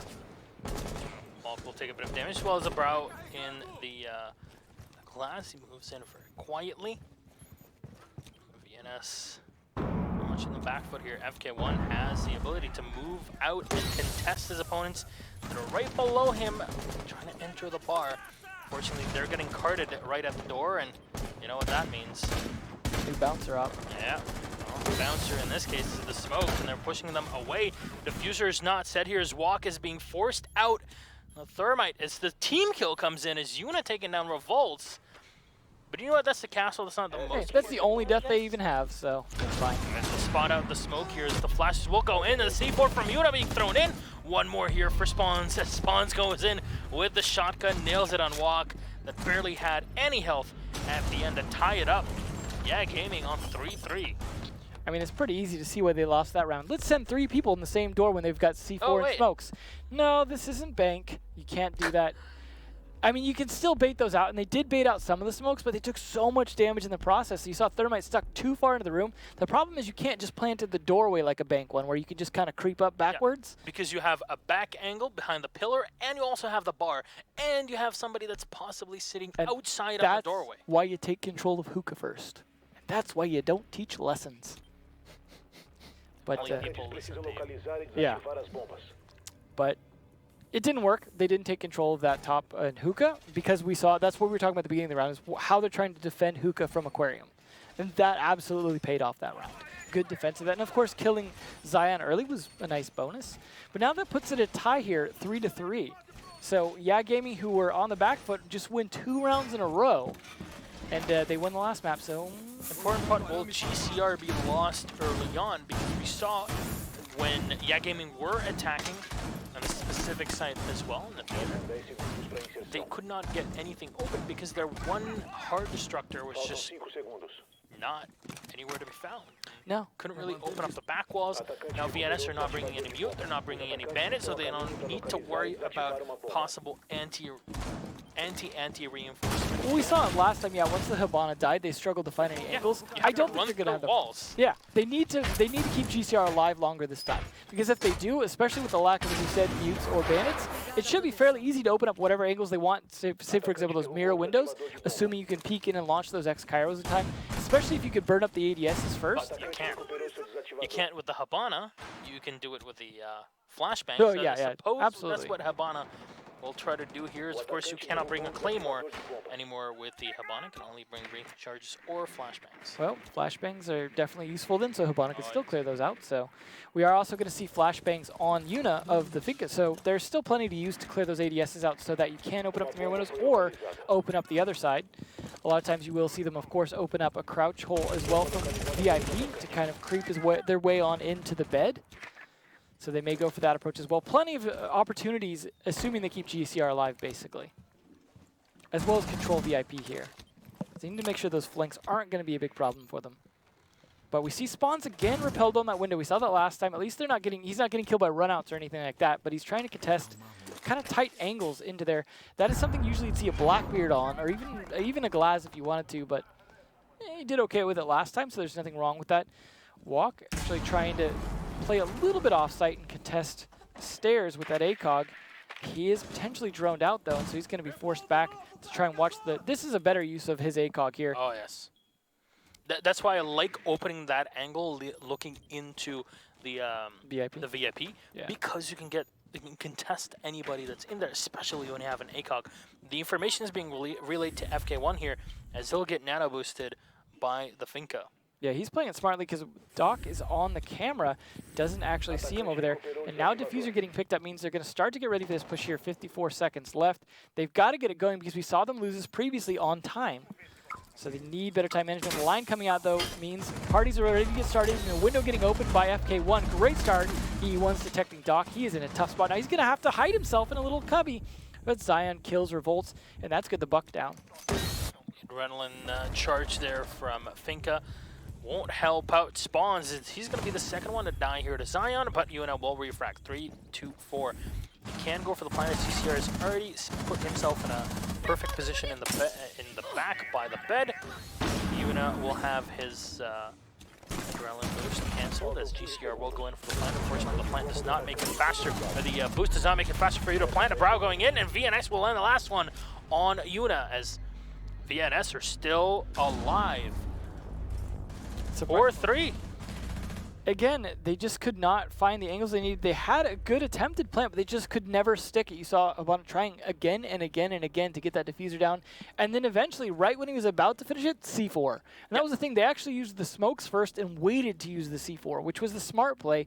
Because the smokes actually should have done more damage because of the finger boosting, but it just didn't hit the right people that were boosted at the right time. Because again, Legion is actually some ways working against them because there are opportunities where they could be doing extra damage, and the Legion mines are canceling the boost, making it so they're not boosted so they don't take extra smoke damage. Whereas you saw, for example, the Habana trying to make that plant was just out of range of the smoke and was still boosted, but like you said, doesn't make the plant faster and certainly doesn't make you any more immune to C4. So it was just a great attempt. Again, time management and their inability to stick it, and they didn't coordinate stopping the people from throwing C4s. There should have been someone putting tons of pressure on the C4 throwers on those mirror windows to be able to stop that. I mean, you had Finka with the LMG, should have just been spraying those walls at that point to try and stop them while you tried to get that plant down. Just didn't happen. And again, they lose that attack, which should be the most practiced attack. They have some great scores coming out from a lot of those players. There's a few ones in there as well, but overall, we've seen a good 2-round comeback from YeaH. So they're definitely not out of this yet, but match point on their map pick is not great. We are going to see GCR actually bring in a Rook here, trying to kind of channel what we saw from Doc as well, potentially. And they're setting up, again, a lot downstairs here in this kitchen. So, again, Spawns can hang out down here. He's got some beer there, candy beer even. That's nice. That will definitely keep him busy. I'm sure it's fantastic. Anything with candy in it cannot be bad. You are from California. I love candy vitamins, too. I can feel healthy and eat candy. So they are definitely trying to pressure out that kitchen yet again. They're going to go try and open that window. Imagine the Glaz could be there to try and do it again. But again, no soft breachers to help with these castle barricades. They probably could do with a Zofia. Zion just slipping through the defensive perimeter. No, he just double taps and moves right below. Unfortunately, those cameras do not work, as he cannot use the CCTV room to watch them. But he does have the ability to hack the cameras, so seems appropriate if he could actually get someone. But instead, he's just going to use his drone manually to try and get some idea if he can help pressure kitchen from a different side. Analog. So analog. He needs to get all Watchdogs 2 up in this. Well, just going in, checking upstairs. Can get contested, but I will come in from the side to try to help him out through the main lobby entrance. YeaH just joining in as well. The new jammers from FK1 and possibly be a problem here as they cannot drone all the way into the kitchen. Interesting that they're going to have the Blackbeard creeping in Hall of Fame instead of playing him on the window, where he could be a bit more effective. Instead, might have Glaz on that window, which is the big window in Penthouse. However, they're still trying to decide how they want to approach this. Now they've got Thermite watching Hall of Fame, and then Blackbeard actually working a different angle from VIP. And Dokubi still trying to figure out which way to go, still droning for his team at this point. Does at least spot some people. Pings going out, unfortunately does not turn into a kill. That is this SMG just spraying the wall and doing nothing since then, unfortunately. And unfortunately, you can't really do much damage of penetration with 9mm there, and the SMG it loses quite a bit of damage through the wall. But taking a lot of damage, and same for YeaH and Velvet. YeaH Gaming doing a lot of damage, but they have not been able to capitalize on it with an actual kill. Zion just spraying in with the SMG-12 as he walks his way in, and as he wants to use his logic bomb, well, he's going to get sprayed down by Revolts on the castle. Kill early on here. Well, now at least 3 very harmed opponents as YeaH going in, finishing off YeaH on the Thermite. VNS going down, but Abra will look through from the Hall of Fame.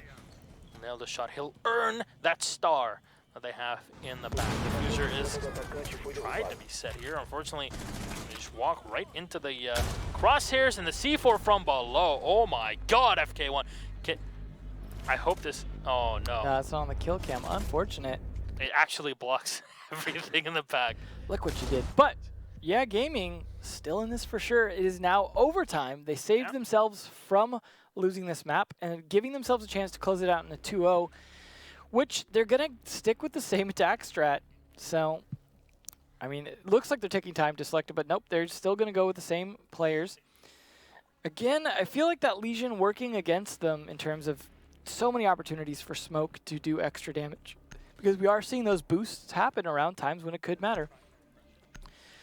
But either way, we are going to be going back to Penthouse Theater again. This is their weakness, YeaH's weakness, and obviously VNS know that. They're playing into that. They're continuing to play this bomb site for potentially the 3rd win. Obviously, they can only do it, once in a row because they have to switch bomb sites if they win it, which they have. Otherwise, they'd probably be playing it every time at this point to try and stop YeaH Gaming, because YeaH Gaming just cannot do it. They're FK1 though on roll, but 2 of the players on VNS, Zion and Abro, doing pretty well. This time Velvet actually not playing nearly as well as he did on Border, all the way down there at the bottom. Still a good support player in this case, but just not the frag power he had on that map. Always funny how certain maps just let certain players shine more than others. But I think Zion's still one of those ones that's shining on both of the maps. Still, I think he's going for my MVP for the team. There's that crouch mirror we're talking about, trying to make sure that they have it on a soft wall so they can attack above it. And that is one of the most typical soft mirror walls that you see, just because of the usefulness of that. They are going to start opening up a lot of the floor as well, getting some angles down. This also makes it so angles up, so if they try and plant at that spot. We saw the problems that some of these teams have had with planting in bedroom and C4s. Yeah, not only that, you really need to put yourself in an odd position to be able to plant correctly in that spot, because the forwards are being taken out. You have to deal with players possibly from below if your opponents are planning that. In this case, there is no pulse to play there, but you can definitely have the YeaH just rotates around and keeps himself in kitchen. But YeaH will come in and he'll drop right into the cozinha, right into the kitchen here. He's got his 3 adrenaline spikes to use if need be, and they even put a bit of a shield in front of him, which is... This is going to stop a rush plant attempt, because you've got to vault over it. That is a smart idea. They'll need the Buck to come in and grenade that, but in the meantime, not sure where Revolts is positioned at the moment. Yeah, unfortunately, we cannot call out to the observer to change, as it is not Marciu. We'll see, though, if that roaming Jaeger is going to do a lot of damage again. That has been very useful to have that roaming Jaeger in terms of being able to control a little bit more of the map. But they're stacked up there with that dock, and stacking up is never a good idea in this game, just due to the sometimes 2-for-1s you could get with that. E1D is going to get used here by YeaH Gaming. Nobody's going to get spotted, but as you said, this will force players to stick in position and say that the Jaeger will be able to pull away. That's Zion. It's been so difficult for YeaH Gaming to deal with him. FK1 still sitting outside on the Hall of Fame. You know, get anybody out of this one as the Jaeger is just standing right in the middle. He needed a little bit of sunlight.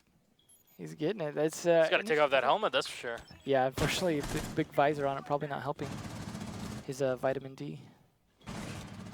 Still, though, he's got a good position to rotate to a couple different angles. Again, though, the Lion locking him down. That is the second. Yeah, that's the last one, though. So that's it. Now he doesn't have to worry about that anymore. Legion still being able to creep around as well. Working on, unfortunately, he almost gets pre-fired, but they are still denying this plant. 45 seconds left, and YeaH Gaming have yet to do anything again. This is really not working out. And then Zion, that roaming Jaeger, as I was talking about, taking out YeaH. No more boost to happen to help them push in fast. Again, the smokes might work against them anyways, but they are struggling to get into this bedroom for a 3rd time. have to deal with a second angle on the back. They'll be able to open up the mirror window. Well, that was Velvet that opened it up actually to contest. The Buck is fighting from below in the main lobby. He'll get taken down by Zion, but in the meantime, Diffuser will get set, and as I say that, Abra will just rush in, get one kill.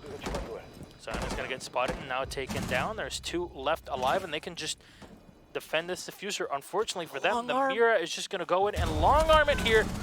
He'll get one kill, but now he needs to run in, and unfortunately for YeaH Gaming, the Mira had already long-armed it and cannot get things done. They should have held into the kitchen as well. Unfortunately, the Lion had been taken down below, and FAMAS, well, it's not enough to get the 2 kills there at the end. It's always something to be concerned about is where you plant that diffuser. You really need to be concerned about reinforcements, because obviously, had it been a soft wall, it might have been fine in terms of firing right through that. Even just to fire, because the Lion's got plenty of bullets in that drum mag. Could have easily tried to do some damage, but that is another success for VNS on that bomb site. And they're finally going to crib from YeaH Gaming and bring a Fink of their own, deciding, you know what, maybe that'll work for this. I don't know. We're on the point advantage here. Might as well try it now. Because I'll remind you that if VNS lose the next 2 rounds, they're out. They have to play in Challenger League. Yeah, back to Challenger League you go. If they win the next round, we go to map 3, and there's a chance YeaH Gaming get to spend the next 6 months in Challenger League. FK1, wow. Yeah, he even had a Claymore kill at the end of the last round, too. If anything, Zion has proven in these 2 maps that he's definitely a player to look out for. Pro League teams 100% will be looking at his performance. I would imagine, yeah, you consider him. Yeah, they'll be like, all right, maybe we should give him a try at some point. And you know what? This is, again, a big part of any professional player's career. Once we have drafts, then we'll have scouts, and then all that fun begins, right? Can we get one of those huge rings that you get at the end of every season, right? What do they call them? Yeah, that would be interesting. A Rainbow Six rings. Hopefully we'll get to that point, but we're already on track for that, at least the way things are going this year. Yeah. So either way, though, a lot of good cameras here to make sure they have some idea. Unfortunately, looking at the ceiling, taking up a second to adjust off of, but it'll be interesting to see how Zion uses the Finka that we've seen so many times from YeaH Gaming. I assume he's going to try to combo it with Abra and Velvet, because obviously the Ash becomes even stronger. And then, of course, he's got the 6B, so he can use that to his advantage as well. So it combos with at least 3 of the attackers here, even though the T95 is not really the most difficult of weapons to control. Well, yeah, definitely helps. Any boost to the recoil, not to mention the boosted damage that we just got with it as well. You have a boosted damage, which of course, you have to deal with the recoil, but if you deal with that too, it's... Yeah. And we saw how it was on the TTS. Yeah, and we remind you that the T95 did get buffed to 43 damage per shot, which is a 3-shot kill, basically, even through walls, which is quite strong. Absolutely. We see the whole team boosted at the moment. Haven't turned it into a whole lot yet, but it's only been the first minute. They still have plenty of time to get this attack on. But we've seen what happens if you don't get control of Hookah first, and that's been a big problem in terms of these teams trying to attack Blue Sunrise.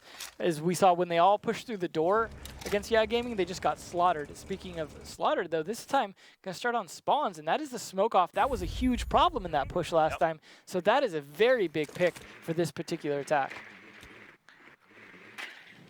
Well, they have not contested Hookah, but at least they're pushing right on in. The kitchen is going to get taken control of here by Zion. He still has 1 more of these nano boosts available. Candela will get thrown in. This is 1 out of the 3, as the last boost will come in. And maybe Velvet will try. Oh, what are you? What is that? Revolts will get a team kill out of this one on his teammate, the Jaeger. FK1 is Zion will finally go down. Velvet will get 1 more on GCR. 4v2. Juna is holding here. He gets the shot on Walk, but they still have to deal with the push in. He'll get taken down by the Ying as now Castle is spotted. Revolts has to turn into a fortification literally here. If he wants to save the round, as the Ash wants to peek through, they're pinging him all the time. Revolts will fall back. He won't take any damage in this one here. Go in, he'll nail the headshot. Now 1v1. Hard wall right next to him. The flash will come into blue. Now he's not sure where Velvet is, and Velvet will win the round. VNS Sushi Rao. They take map number 2, and you know what? We're going to map number 3 on Casa de Campo. Club. That's right. So the comeback here from VNS, who just got stomped 5-1 on border, proving that maybe they should have picked this map to start with. That is So reverse map. Yeah, YeaH's map going down. That's got a put a little bit of a confidence decrease, but frags FK1 probably going, what are the rest of you doing? But Brow definitely stepping up there with Zion on that round. I think some of that due to the Glaz play, but just overall, like, some good teamwork between some of the top players in VNS bringing it ahead. And 6-4 is definitely nothing to laugh at there. That's a 2-point lead, so not bad going to third map. Very impressive plays, that's for sure. We'll get to see how they transition into a bit of a very different map where you can't really play all 4 bomb sites and use them to your advantage, as we saw here. So that'll be completely different. We'll see how, if the defense is able to crack or if the attack is able to crack the defense in church, because it's been a thing in other regions. However, in Latin America, it's been a lot more difficult for the attackers to come in just because of sometimes the way they force a blitz to be played, where they don't take control of Memorial or a blue on the attack. Unfortunately, not enough pinches. Yeah, the lack of multi-pronged attacks, that's what sometimes makes it a bit more difficult for the region. Yeah, it makes me feel like sometimes I'm watching like year 1 or year 2.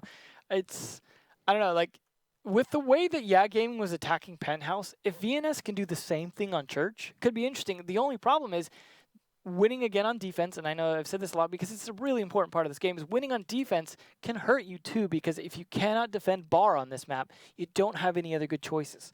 So if you have a weak bar defense, you're going to win one, and then you're going to lose one, and then you're going to win one, and then you're going to lose one. And if you're not doing great on attack, then the other team comes out ahead in that place. Which is similar to what we had here as well, and on map number 2 in Coastline. You know what? Well, you're up 3-1.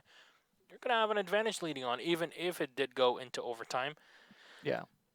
It just seemed that VNS was very much in control, and I think they wanted to play, I mentioned, they wanted to play that Finca a bit too hard, I think. Well, you know what? VNS worked it in the last round, so I guess there's that as well. I mean, it wasn't a terrible play. It was just they could have used someone else. A thermite at that point would have been useful. Yes. So, unfortunately. Definitely a possibility. But, ladies and gentlemen, let's get into map number 3. The series is tied between YeaH Gaming and their opponents here. We brought it back on map 2, Coastline, 6-4, VNS Sushi Rao. And we will get into Clubhouse. Well, we are not going to see Finca this time. They're going to be going with a little more traditional lineup, although we're going to go with a Ying with no one else to be able to provide smokes. They don't have the Dokkaebi or a Jackal or anything like that. So, or even the Glaz. It is definitely going to be down to the Candelas more so than smokes in any way. However, it's still pretty useful. You also have flashbangs potentially from Ash and Habana as well, and maybe some other players, but Buck is going to be bringing those nades. Be also useful in attacking from above, because of course you're going to be going down to the basement first. We'll see though. Can YeaH Gaming defend this successfully? As we said, this is a Latin American defensive site for sure. If they start to lose this defense, that could be bad for them to be able to be the more dominant team, but oftentimes, as we said, it comes more down to who can defend bar successfully is who comes out ahead mathematically on this map. Up those little crouch holes there. It's taking them a while to do that, though. No more than just crouch holes, that's for sure. Yeah.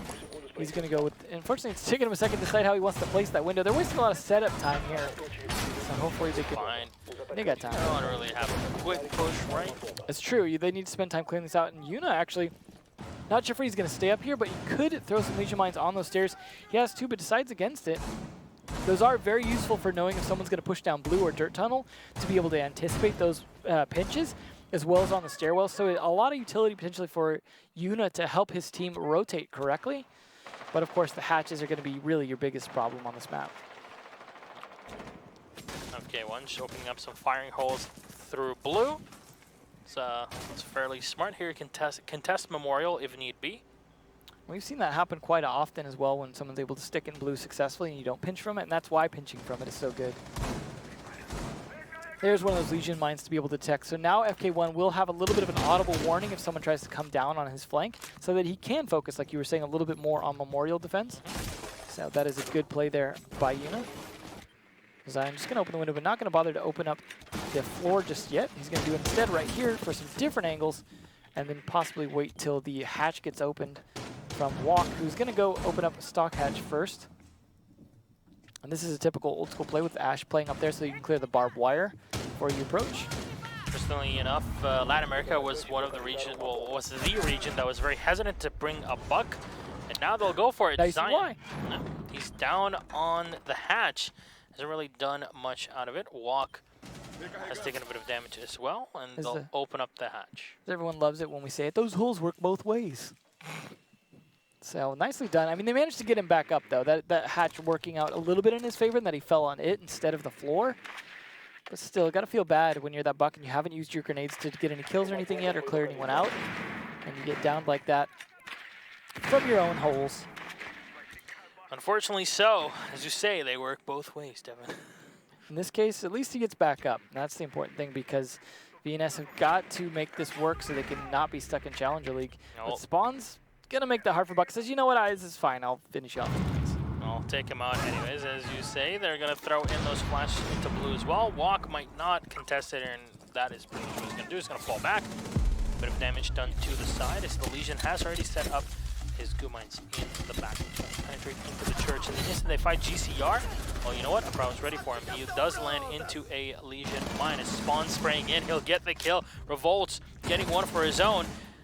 Una with one more. They'll find the last one in the Memorial, and they'll get the final kill. FK1 with the Jaeger to clean up the round here. And this is the thing, though. The rotation hole, it works fine as well to just move in, get a quick frag, and he already used it to look in and give information if he couldn't get the kill out of it. And YeaH Gaming successfully defend Church. It was a good set of pinches there. I liked, especially Spawn's playing really well in that smoke. I mean, he was playing in an odd position. They did do a good job getting into Church, but then just couldn't turn that into an actual plant because the way that the defenders were spread out, you saw, for example, Spawn's in that hallway. Again, not a good enough multi-pronged attack to be able to section them out so they couldn't just rotate around the way they did and get that pinch that they had from both Memorial, from Church on Memorial as well as the hallway. And it was a good attempt at a fight, but great play by Spawns especially, and then pinches as a team. But hey, that was the first round. And the defensive win, as I said, is not unusual on this map. So we'll see. They are going to play for VNS. They're going to have the Pulse, which is something that can work very well if you can time that C4, especially if you can help it to be able to stop them from getting that hatch open in kitchen, even better. But it's tricky to do. Abrao, the only one to even get a kill from VNS. See if he can do the same thing this round. As if he wastes that C4, it's going to be all down on him to try and call things out. They're setting up these rotate holes the same way. I always like the double rotate that they have at the corner there from Church to Arsenal. It also allows you to peek through from Arsenal into Church. Which is nice if they're starting to push it. Oh boy, are we going to see this again? Wide. We could. Oh no. We could. Okay. No. Because we saw this once where we had that the Legion setting up his extendable shield upstairs by the kitchen, and they just held from the top. Yeah, that was very odd one. Yeah, interesting is definitely the word. They are going to push from garage. It is very much a Castro trope. Oh, it'll be very interesting there to see, Devin. Yeah, let's ponder it a while. But they are taking good map control fast here.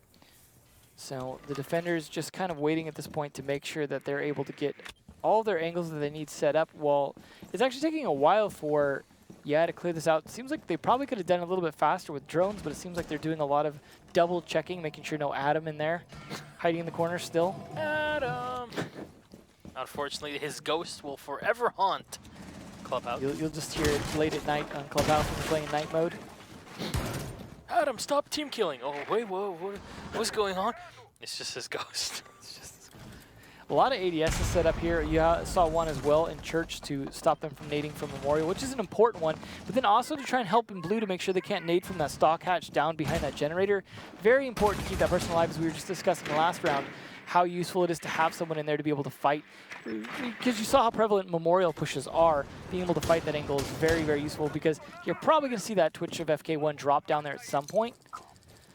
Lion is going to come out, though, to freeze them into position so they can start getting in a better attack position. And there is the potential for him to get grenaded out if that buck comes back, which he is. Nope. It's an aggressive spot from the Mira. It can definitely lead to a few problems there for the attackers if they try to rush in. When I say that, FK1 will get a kill. So Legion eliminated from Zion, but he has been able to do a bit of work throwing in his goo mines before he goes down. Abrao is spotted. They do a bit of damage to him, and as he turns away, trying to go for the pinch here. YeaH Gaming to eliminate the C4 extended barrel on so popular. CUMP. Love it. There we go, though. A lot more holes. This time the Buck not getting punished the same way we saw from VNS. I'll try to go in for the C4 maybe? No, he's just going to stand in place at the E1D. Won't move away from it as 37 seconds are on the clock now. Velvet still has his canisters to play with if need be. All three of them. YeaH can play as well from his mirror windows. Open up an extra side to shoot through Memorial, but FK1 with a second kill for him on the round. A second one for the team. Brow and Zion are down. Both canisters now will explode right under that kitchen hatch as YeaH is watching through eventual push from Memorial. No, it won't be coming here as the YeaH VNS will get one kill on GCR. Peek in from the church. 7 seconds left on the clock. Diffuser has to be planted here by YeaH Gaming. Thermite is nowhere to be found. Velvet will come in. Diffuser is now being set. Velvet has not been able to spot him here, and they have to retake. The grenade thrown right next to Velvet is forced out of position, and Revolts is ready for him, getting the kill. YeaH now removing himself out from this engagement, playing from the back of Armory. Peeking yet again as VNX trying to move up the central staircase. Claymore right in front of him. Either falls into it or takes it down. Well, he's going to get spotted. FK1 with a third kill on the board. Spawns with the last one in the Lion. The round will go the way of YeaH Gaming on the attack. Worked perfectly for them. Honestly, I feel like VNS should have won that. Had Velvet been able to spot the defuse plant, they were so low on time because YeaH Gaming were again taking a really long time to get into plant position, but somehow that stealth plant slipping right by him and then that grenade pressuring him out of position, that cost them the round entirely. I mean, yeah, he got the kill on the defuse planter, but at that point they were fighting a losing battle against 4 players that they had to try and fight who could easily hold that the diffuser. I mean, it was a nice attempt creeping up, but landed, failing to get the kill on FK1 was like the nail in the coffin. Oh boy. So, looking like YeaH are very strong on this map despite their play on Clubhouse. Monty Glass Coastline. Fuse. This is when they're attacking the okay, so this with the Thermite, this is very flexible, but because they have the Fuse, it's pretty much going to be a stock take, right? We saw a lot of Fuse play last night on this map for sure. But yeah, this is that was for the other bomb site. That was for downstairs. So stock take definitely the way to do that because yeah, when you clear stock or you could cache above stock, then you've got the ability to send those Fuse cluster charges down, clear out any utility, and flush everyone out of position because there's very few places you can hide from a few Fuse cluster charges in there, and there's really only 1 or 2 positions you can safely play in stock room. So pushing that out means Montaigne can walk on in, Glaz can cover him from behind. They don't have any smokes other than Glaz's, but that's still plenty enough. And then of course Thermite can blow the garage wall so they can watch flank into lounge. Pretty good setup overall. However, it does depend somewhat on taking cash first. That's why you have the Black Eye that's being set up upstairs with the Revolts. They'll have some players who want to hold up. Well, the hatch, though, can be used to clear out the defenders. Yuna taking a lot of damage here early on. Not sure if that was might have been a team damage. Yeah. Well, either way, though, he could go for a reset as they have plenty of time to, but maybe he decided the damage isn't enough at the moment. There's that. Was that the LMG? VNX probably sprayed it. Oh yeah, they have that open with the impact nade to potentially rotate in or out. But having someone that's lower health having to defend the critical spot up there might not be the best decision. However, at least he can use the Legion Mines to give himself an early warning sign. But the Galaz is going to be working his way up here. So he's got to be super careful where he positions himself. They do have to also worry about Office, though, so this actually could work out in their favor having that open as well, because now they've got to watch 2 different angles because there's 2 potential runouts on them as they're on those roofs. But the creep of GCR walking ever so slowly as that Rook could be a problem for them here. Yeah. VNS's current strategy is basically our specialty is roofing, and let's just stay up there. Make sure we clean up with the defenders. Make sure we actually use our Fuse, and then we can play with the Monty and with the Glaz to just go in and plant on the stock entrance. This is taking them a lot of time to do, and they have not really taken control of cash room yet, though. With almost 2 minutes burned, this is not really working on their favor. I mean, they can execute fairly quickly once they get that control and once they get cleared out of stock from that Fuse, but it's coming down to the wire a little bit here in terms of being only 1 minute left. GCR, even in the kitchen, can contest. Just peeking through. You see the Fuse canisters will get thrown in. His hockey pucks, and they won't be hitting anybody. All 3 of them have been used up. run into the Legion mine. That'll alert YeaH. Also spot the Valkyrie and just go in and get the kill on the drone. Now, Bet he wishes he was C4. Pulse. Gonna throw it up. And make sure he doesn't kill himself. Yeah, he's got to worry about pulling a Fox. Yeah, just gonna say. He's gonna spray in here. C4 will get popped, and the grenade was it? I think it was a fuse cluster charge. Fuse cluster charge. Yeah, that was the last one. It was not used. They played it right until the end. They had set up. Third walk will get down, and that is huge. Oh, team kill with no. smoke, but the Monty's down. GCR has to peek, and Spawns will get the frag. 4 versus 3, but look at the amount of damage done to YeaH Gaming. VNX is watching the outside kennels here, looking in. FK1 will get one more on Velvet. There's half time here on the diffuser. So spot GCR as he moves out. Oh, good long arm it from there. VNX can come in and go for the peek, but FK1 is ready. He gets 1 kill. Do they know where the Lion is? To have just enough time to cancel this diffuser. He'll go in for the kill, but he can't hit it. FK1 will get the kill, and just sticking the landing on a diffuser. YeaH Gaming will take the win. How was that not enough to kill GCR? Did he boost himself before going for it? Just get boosted.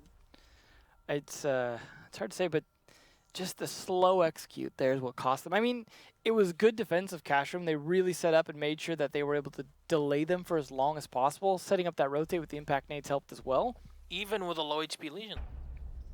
It worked out. I mean, some credit to the timing there of the Valkyrie as well. Blowing that C4 actually hit right when the cluster charges had started to go off. Killed the cluster charge. It might have just detonated 1 or 2 at most. The one that hit the Valkyrie. Yeah, went right in the low on face. HP. That was the point behind that C4. Whether that was the intention or not, it definitely worked in that place. I mean, he was, I would assume, hoping to get a kill more so than just stop a single cluster charge, but it did the job of keeping him alive long enough to be able to help defend that site, and that's really what mattered. I mean, this smoke kill on the teammate was unfortunate, but they did get the Monty down in the process, and that was more important. Obviously, the Glaz could have been a bit of a problem, but took care of him as well, and just... That's the problem with the slow execute, is you start getting desperate for plays, you start having to make moves that you wouldn't necessarily make when you have more time, less careful, and it costs you. In that case, you get a more rushed Monty and a more rushed fuse. Combo means Glass has to pick up too much of the slack. We're going to see the usual defensive setup downstairs, though. They got the rotates. A lot of dedication on blue, that's for sure, with the double ADS. One difference, we are going to see a mute this time, though. So that could help with them being able to get the intel for their places. They are 3 points ahead here, looking to keep VNS down in Challenger League. The rate they're going, but at least we saw on Coastline, they definitely have a good game. Oh, we are going to see the mute jammer for the drone hull. Will we see shield, ADS, all that fun like we'd seen previously? No. Probably not, but that's always fun, right? When triple ADS, shield. There's the shield. Where's that ADS? VNX, where are you? Probably not going to bother with it. He already had placed 2 ADSs in the back by blue, which I think is a bit of an overcommit. They're really making sure that they can stick back there. I mean, it's been working, though. Playing that position has been good for both teams in terms of playing in blue behind generator. But yeah, maybe you're really assuming that they're going to be pushing you hard with throwables from above. New jammer's definitely making it a pain for them to get down the stairs, actually, though. So this is it's helping a little bit. There's the mirror window on the church wall.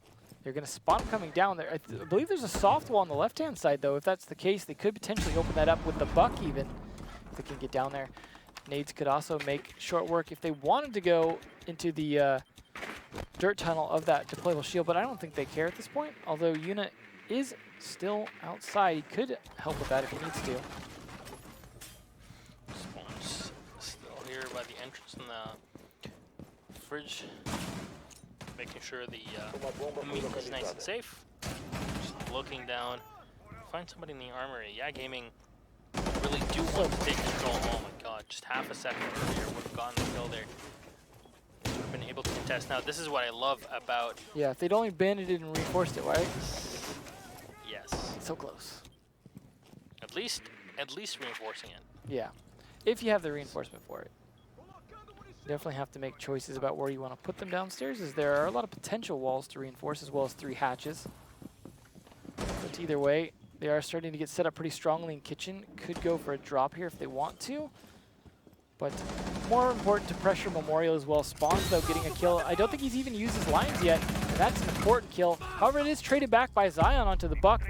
I'm not sure if he even used his nades yet, but they could be going for the drop here pretty soon. Lion will spray in after getting that first kill. He eliminated one of the 2 C4s that are present for VNS. You see the thermite realizes, all right, we can't really go through construction. FK1 will spray in. Unfortunately, FAMAS is not enough to win this one. That'll be Spawns to take it. VNX will get 1 kill on GCR, but Diffuser's on the other side, and they're going to camp it here. What is happening? Abrow getting 1 more. And VNS taking the round just because YeaH Gaming rushed the Diffuser with the Habana to Church. And you know what? Holding on to blue and dedicating so much to defend it ends up working. I think in this case it seemed like they were trying to pressure from the hatch in the kitchen to make it look like they were going to go for a drop, and they did drop down there, or actually they really rushed in from the hallway, but they did make it look like we're going for Arsenal and hoping to be able to plant from behind. But at that point, once the Diffuser was down, they still didn't rotate around to be able to get it, and yeah, again, time management being a problem for YeaH Gaming. In this case, finally leading to another loss like we saw on Clubhouse, or Coastline. But it's 1 point against 3 here. We did see a 3-1 on the other way around on Coastline though, and the comeback did happen from YeaH Gaming. But this means VNS now have to go to bar, which, as I said, is gonna be a big problem potentially. Although there was a good bar defense from YeaH Gaming, so it's possible. So this is, well, there we go, our first blitz. Well, blitzing, they want to go in fast and heavy once they get ready for the actual push. I wonder if YeaH brought a shield for this one. Yeah. We'll see. I love that life jacket skin for Jaeger. I feel like I only see that in Brazil. It's just, I don't know if it's a Brazilian thing or what, but it is kind of a weird skin to use, but it's fun. So they are going to go with the soft wall right there, and then the mirror window just to the right of it. Legion still holding on to his mines, trying to decide where to put them. It always baffles me that you don't set those up earlier in terms of being ready, but as long as you kind of, I mean, you can't hold on to them to decide where you think they're going to push. Set them up accordingly. We did see a lot of goo mines go off last round when they were trying to push around in different areas, so they were pretty effective. Not sure where this blitz is going to go, but he is checking to make sure that he can see if blue could be a flank first. He doesn't have a claymore, though, to be able to stop any kind of rotate up the ladder. But we just don't see anyone even trying that anymore. Yeah. So it seems like, I mean, that used to be Habano's job, would be to place that claymore there, but can't do that anymore, so yeah. It can't be done no more. We'll have YeaH do it instead at this point. But he is potentially actually going to push down blue. We'll see. They need to pressure from multiple angles. Yeah, blue's a risky one though, because of the flanks you end up with on the church wall, or the church wall into blue. But that's why you take control of Memorial. Absolutely, and then you get that flank. But we'll see where he goes ultimately. Doesn't look like they're. I was gonna say doesn't look like they're going for dirt tunnel, but maybe Thermite's going for that right now as he has rotated over there. But Blitz is all the way across the map. So they are gonna open that up, and that's gonna put pressure on spawns. The usual defense, of course, being the smoke in the dirt tunnel, because you can't choke it off. Jaeger's actually going to rotate that.